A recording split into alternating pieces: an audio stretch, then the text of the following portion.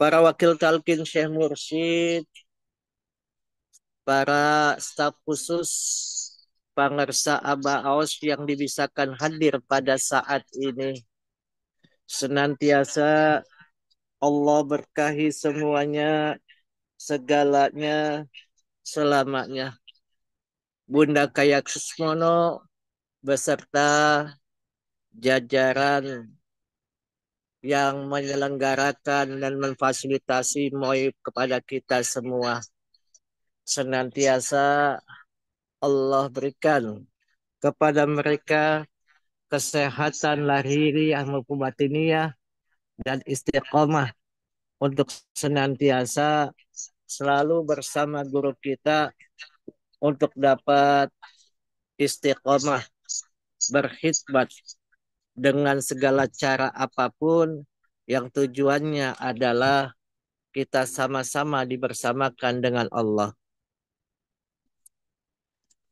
Yang mulia pemangku manaqib pada saat ini Bapak Kiai Haji Mahmud Johnson Al-Maghribain MSI beserta Ibu Susiawati, senantiasa Allah berikan semuanya kepada mereka limpahan keberkahan.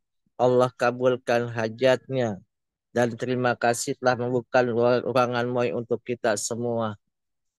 Ikhwan wal ahwat yang sedang menempuh hakikat kesucian jiwa rahimakumullah. Dalam kitab Fadhailus Suhur, di dalam huruf alif yang ketiga, Pangersa Aba Aos menerangkan tentang wa amal alifu saniyatu fi hazas sahri. Adapun huruf alif yang ketiga dalam bulan ini bermakna abba. Abba yang berarti enggan, tidak mau mematuhi perkataan perintah dari Allah. Maka Allah melaknat iblis yang terlaknat. Sehingga ia menjadi makhluk yang dilaknat dan Allah mengusirnya dari surga. Dan menjadi makhluk yang terusir selamanya. Kita tahu bahwasannya kalau mencari orang yang berilmu, tidak ada yang mampu berilmu seperti iblis. Karena iblis adalah makhluk yang berilmu, yaitu makhluk yang Allah ciptakan berilmu. Karena apa? 185.000 tahun lamanya menjadi kesayangan daripada Allah. Sehingga beliau itu menjaga pintu surga saja 40.000 tahun. Beribadah kepada Allah bersama malaikat 8.000 tahun. Menjadi pemimpin rohani selama 1.000 tahun. Bertawaf di sekitar Ars selama 4.000 tahun. Dan iblis itu luar biasa. Balisa yang membolak-balikkan. Kalau dalam kitab Fadhailus Suhur, iblis itu sudah punya lakop, punya nama, julukan yang luar biasa tiap pintu-pintu langit. Dari langit pertama sampai langit ketujuh. Di langit pertama dalam kitab ini dikatakan beliau bernama Al-Abid, ahli ibadah. Di langit kedua namanya tertulis sebagai Az-Zahid, ahli juhud. Di langit ketiga namanya tertulis Al-Arif, ahli ma'rifat. Dan di langit keempat namanya tertulis Al-Wali, kekasih Allah. Dan di langit kelima dinamai dengan At-Taqi, orang yang bertakwa. Di langit keenam yaitu Al-Khazin, pemegang kunci surga. Dan di langit ketujuh dinamai dengan Azajil. Sedangkan di Lauhul Mahfuz dinamai dengan Iblis. Tetapi dalam kitab-kitab yang lain diterangkan bahwasannya nama-nama iblis dalam kitab tafsir At-Tabari kitab Al-Qurtubi, kitab Al-Muwatta dari Imam Malik, dan hadis-hadis Nabi Muhammad Sallallahu Alaihi Wasallam, sesungguhnya iblis punya julukan yang luar biasa. Di langit pertama dikatakan Azazil, nama asli iblis sebelum jatuh dari surga dari Loh Mahfuz. Yang kedua Al-Haris, yaitu iblis yang menggoda manusia dengan keserakahan. Jadi keserakahan itu kalau diterjemahkan dengan sifat iblis ada di langit pertama. Maka seseorang yang punya sifat serakah dan suka menggoda manusia mempunyai sifat al-harits. Maka di sini adalah tempat yang paling luar biasa untuk orang-orang yang tidak akan masuk ke pintu-pintu langit bila mana mereka sudah diambil oleh Allah. Di langit kedua, yaitu Al-Marut, iblis yang dikatakan mengajarkan sihir. Kalau kata bahasa Abah, orang Babilonia itu dari raja sampai penduduk yang terkecil itu ahli sihir. Karena apa? Di situ Allah turunkan malaikat carut, Harut wa Marut. Maka Abah katakan, kalau ada Harut wa Marut, maka kehidupan itu menjadi carut marut dan tidak benar. Tidak akan ada keseimbangan. Yang kedua ada Arhab, iblis yang menghasut perkelahian. Maka seseorang yang ingin belajar sihir harus ketemu dengan yang namanya iblis yang dikatakan si Al-Marut, yaitu si Marut, yaitu orang yang mengajarkan sihir. Itu adanya di langit kedua. Bagaimana seseorang bisa menjadi seorang ahli sihir? Itu mendapatkan cahaya dari Marut yang ada di langit kedua. Begitu pula seseorang yang sifatnya banyak menghasut, banyak menimbulkan namanya pertikaian, mereka sudah tergoda dengan ar-rahab. Di langit ketiga ada al-mudil, iblis yang menghina dan merendahkan. Maka kalau seorang manusia yang sering merendahkan orang lain, menghina orang lain, maka sesungguhnya dia punya sifat iblis, yaitu iblis al-mudil. Dan yang kedua ada al-mukhtar, iblis yang mempengaruhi pilihan manusia. Di langit keempat ada al-a'war, iblis yang buta hati. Maka hati kita buta, sesungguhnya kita sedang digoda oleh al-a'war, yaitu iblis yang membutakan hati kita untuk lupa kepada Allah. Dan juga al-mubtil, iblis yang membatalkan kebaikan. Kadang-kadang sifat baik dan buruk saling berhimpitan. Kita kadang-kadang diperintah untuk ke jalan yang memang tidak dibenarkan oleh Allah. Tapi kita berusaha karena sudah ada cahaya iman di dalam diri kita, cahaya zikir yang ditanamkan oleh guru kita bisa mengarahkannya kepada arah kebaikan. Dan di langit kelima, dalam kitab ini adalah harwal, iblis yang menghasut kejahatan, dan juga syarwal, iblis yang mempengaruhi pikiran. Maka kejahatan dan pikiran itu, maka mereka digoda oleh iblis yang bernama syarwal dan harwal.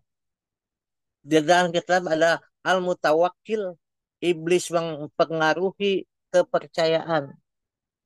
Maka seseorang yang namanya tidak bisa memegang amanah, tidak mampu untuk memegang amanah, maka ia dipengaruhi oleh iblis yang mempengaruhi kepercayaannya, yaitu al-mutawakkil. Dan yang kedua ya al-mu'attir, iblis yang mempengaruhi perbuatan. Jadi al-mu'attir, iblis yang mempengaruhi perbuatan, bagaimana perbuatan kita itu disingkirkan untuk namanya berbuat kebajikan, untuk terperosok kepada jalan keburukan. Di langit ketujuh ada al-akbar, yaitu pemimpin iblis. Pemimpin iblis yaitu al-akbar. Jadi iblis sendiri punya pemimpin al-akbar yang mereka bersemayam di langit ketujuh. juga Al-Malik Al-Jahil, iblis yang mempengaruhi kekuasaan. Maka seseorang yang menguasai kekuasaan, baik raja atau presiden, mereka itu dipengaruhi oleh iblis yang dikatakan Al-Akbar dan Al-Malik. Maka kita sebagai ikhwan jangan sampai dipengaruhi dengan itu semua. Masyarakat ikhwan rahimakumullah. Allah Subhanahu wa taala berfirman dalam surat Al-Baqarah ayat 35, wa isqulna lil malaikati isjudu li adama fasajadu illa iblis aba wastakbara wa kana minal kafirin.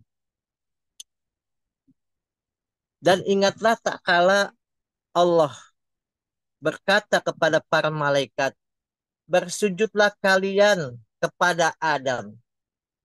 Maka mereka semua bersujud, illa iblis. Aba wastakbaro. Kecuali iblis, ia enggan, menyombongkan diri, dan dia termasuk ke dalam golongan orang-orang yang kafir. Dalam ayat ini jelas bahwasannya iblis hanya menolak perintah Allah, cuma bersujud kepada Adam. Iblis itu tidak berpikir secara namanya hatinya, bahwasannya yang memerintahkan itu ada Allah. Andaikan kepala kita di atas adalah yang paling mulia untuk kita berjalan. Jangan kepala kita berjalan di bawah. Ataupun kaki kita ada di atas. Tetapi kepala itu adalah tempat yang terhormat. Tetapi tempat yang terhormat itu di dalam otak kita hanya pikiran-pikiran sifatnya materi. Sifat-sifat yang dimensinya dimensi kebendaan. Yang terlihat oleh mata kita yang ada di sekitar kepala kita. Maka kepala itu diperintahkan oleh Allah untuk sujud dengan keadamannya, untuk kefanaannya. Maka sesungguhnya orang yang bersujud dengan keadamannya diperintah oleh Allah, maka sudah meninggikan derajatnya. Dikala kepala itu sujud, otomatis hati itu ada di atas kepala kita. Dada kita ada di atas kepala kita. Maka itu adalah tempat yang mulia, di mana hati kita bisa menyandarkan semuanya ke hadapan Allah. Maka semua malaikat, wa idqulna lil malaikati isjudu fasajadu ila iblis. Maka di situ dikatakan bahwasannya Allah perintahkan malaikat, mereka langsung bersujud. Karena apa? Malaikat itu tidak punya keinginan. Mereka ikut perintah-perintah Allah saja. Tidak melakukan perbuatan-perbuatan yang lain. Dan di sini, kenapa dikatakan iblis termasuk wakana minal kafirin. Dan dia termasuk ke dalam golongan orang-orang yang kafir. Kafir itu dari kata kufaro, tertutup, tertutup untuk menerima kebaikan dari Allah. Siapapun orang yang tidak mau menerima kebaikan dari Allah, itu dikatakan kafir. Bukan hanya orang Nasrani, Majusi, atau orang Buddha atau Hindu. Tetapi mereka semua yang tidak mau menerima kebaikan dari Allah, maka dikatakan kafir atau kufar, tertutup hatinya untuk menerima kebaikan dari Allah.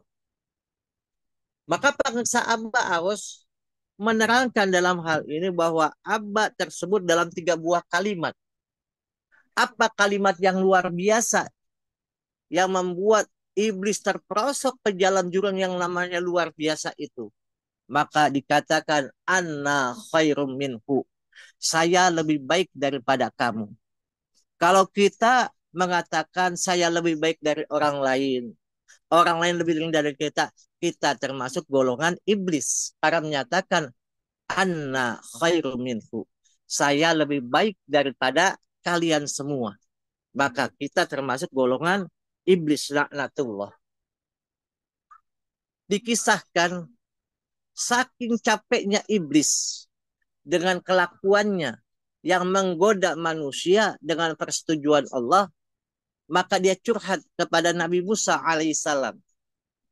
Ya Nabi Allah Musa, aku sudah capek untuk namanya menggoda manusia. Bagaimana supaya aku bisa dijadikan hamba Allah kembali? menjadi orang-orang yang beriman dan bertakwa. Kata Nabi Musa, kalau kamu ingin tahu, ingin dijadikan hamba Allah yang namanya mulia kembali, engkau minta kepada Allah. Maka iblis bermunajat kepada Allah. Apa yang diperintah oleh Allah? Suruh sujud di makam Nabi Adam alaihissalam. Nah di situ iblis pun menolak. Tidak mau menyembah kuburan Adam alaihissalam. Karena tidak melihat asar, bekas daripada perintah Allah dari awal untuk menyembah keadamannya. Kehampaannya, kefanaannya. Hanya satu yang disembah adalah Allah Azza wa Jalla. Maka di sini dikatakan Allah berfirman, apakah yang mencegah kamu dari bersujud kepada Adam ketika aku memerintahkanmu? Iblis menjawab, Ana khairum minhu. Saya lebih baik darinya. Engkau ciptakan aku dari api dan engkau ciptakan manusia atau Adam dari tanah. Maka berasa bahwa dia lebih mulia daripada manusia yang diciptakan dari tanah. Karena dia berasa dia dari api bisa membakar apapun yang ada di dalam tanah. Maka begitu pula halnya seorang murid ketika ahwal keadaannya berbeda dengan keadaan gurunya. Maka kondisi antar dirinya dengan iblis yang terlaknat dan terusir ialah sama. Kita tahu bahwasanya apapun yang dikatakan guru kita, sami'na wa a'tona. Kita dengar, kita laksanakan. Maka bila kondisi seorang murid, bila mendengar sabda dari guru kita, perkataan dari guru kita, irsyadat dari guru kita, tapi dia masih mengatakan mengapa dan tidak mau melaksanakan apapun perintah dari guru kita, maka orang tersebut, murid tersebut terlaknat. Kenapa terlaknat? Karena apa? Tidak mengikuti kepada arahan dari guru kita. Maka mereka termasuk dalam golongan-golongan yang dilaknat oleh orang yang dicintai oleh Allah. Maka Syekh Abdul Wahab Asy-Sya'rani berkata, dan sebagian dari kewajiban murid ialah hendaknya ia tidak berkata kepada gurunya. Mengapa? Karena para masyayikh thariqah seluruhnya telah sepakat bahwa sesungguhnya setiap murid yang berkata kepada gurunya mengapa tidaklah akan pernah berhasil dalam berthariqah. Maka hati-hati kita selaku ikhwan, selaku salik, selaku murid daripada masyayikh, khususnya guru agung kita bangsa Abah Aus, kalau kita masih mengatakan mengapa, kenapa, itu yang menjadikan kita ada tersendatnya perjalanan dalam thariqah kita. Maka sekarang kita kembali, jangan jadikan diri kita merasa anna khairum minhu, saya lebih baik dari kamu, tetapi kita sering merenung, sering kita berzikir kepada Allah, sesungguhnya perjalanan ini sedang dijalankan oleh Allah Azza wa Jalla. Semoga Allah berkahi semuanya, segalanya, selamanya. Mohon maaf. Wallahul muwafiq ila aqwamit thoriq. Wassalamualaikum warahmatullahi wabarakatuh.